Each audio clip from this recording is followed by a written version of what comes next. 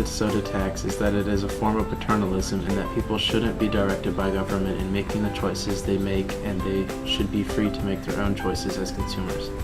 54 cents. Elizabeth, I mean, what a wonderful way for a lot of people to say, let's fund health care.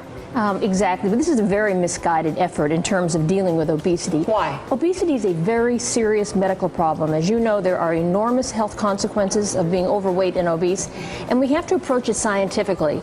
We know what makes people obese: over-ingestion of calories and under use of exercise options. But to that regard, the stats are that the average person consumes 175 calories a day from soft drinks. Well, first of all, it's absolutely absurd to zero in on one type of food or beverage as a cause of obesity. We have to look at the broad picture. You know, in terms of sodas, people who want to watch their calories, they have the option of diet soda. But to take away, basically to tax, and this tax is going to hit poor people particularly hard, for a treat, something that they may have occasionally and that they can accommodate in terms of their daily caloric intake, is really misguided. You know, there's an old expression that for every complex problem, there's a simple solution, and it never works. So here we have a very complex problem, a simple solution: taxing soda. No way is it going to work.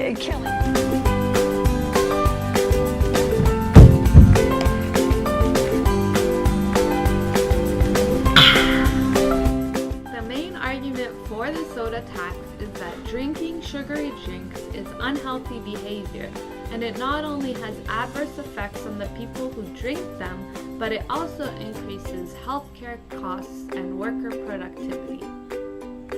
We know sugary drinks are contributing to chronic disease and obesity in America.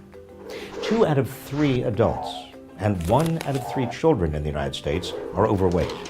And the nation spends an estimated $190 billion a year treating obesity-related health problems. A typical 20-ounce soda contains 15 to 18 teaspoons of sugar and upwards of 240 calories. A 64-ounce fountain cola drink can have up to 700 calories. Now, here is what that much sugar means to your body. People who consume sugary drinks regularly, 1 to 2 cans a day or more, have a 26% greater risk of developing type 2 diabetes than people who rarely have such drinks. For every additional 12-ounce soda children drink each day, the odds of them becoming obese increase by 60% in the following year and a half. Now, the thing is, we actually have some good ideas about how to curb these alarming statistics. Taxing a product to reduce its consumption is a tried and true public policy. Just look at what happened with cigarettes. According to the American Cancer Society, every 10% increase in the cost of a pack of cigarettes has caused a 4% decline in the rate of smoking. But 4 years ago, the Supreme Court decided corporations are people under the First Amendment, entitled to their own freedom of speech. And since then, Big Soda has poured a fortune into defeating ballot initiatives to tax or regulate sugar drinks. Some 30 special taxes on sugary drinks have been introduced in various states and cities around the country, but none has passed. Not even California's legislature, with Democratic majorities in both houses, could enact a proposal putting warning labels on soda, even though polls showed more than 2/3 of Californians supported a soda tax. So now the soda war has come to Berkeley, California. And if a soda tax can't pass in Berkeley, perhaps the most progressive city in America, it can't pass anywhere. Big Soda knows that, which is why it's determined to kill it here. So far, it's spent $800,000 in this city of 112,000 people, roughly 10 times what the supporters of the tax have raised. Locals say Big Soda is breaking all previous records for spending on ballot measures.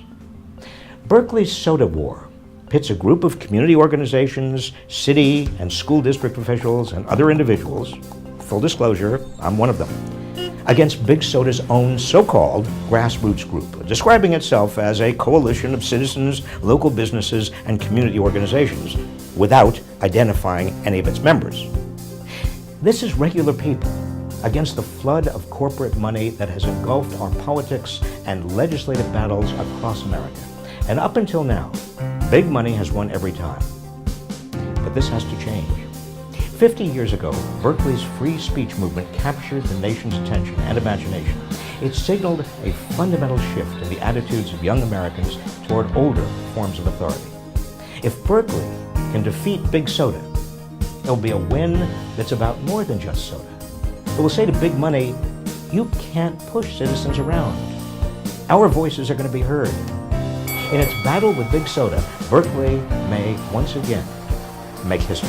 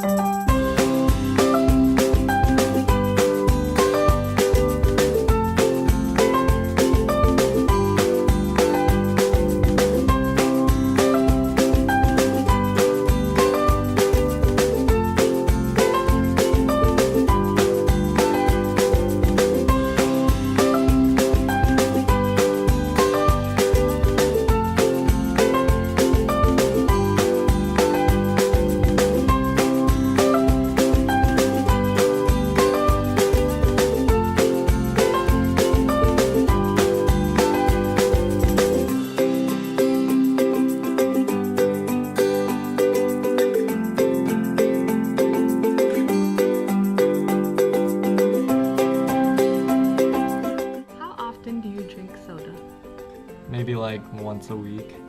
Do you know of the harmful effects of soda? Yeah. Like what?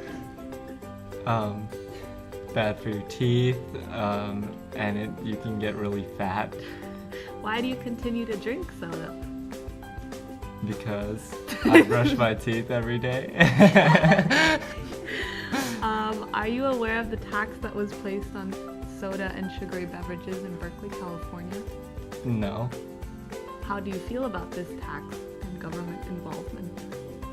I don't think the government should be involved in consumer choices. Thank you, Christian. Yeah.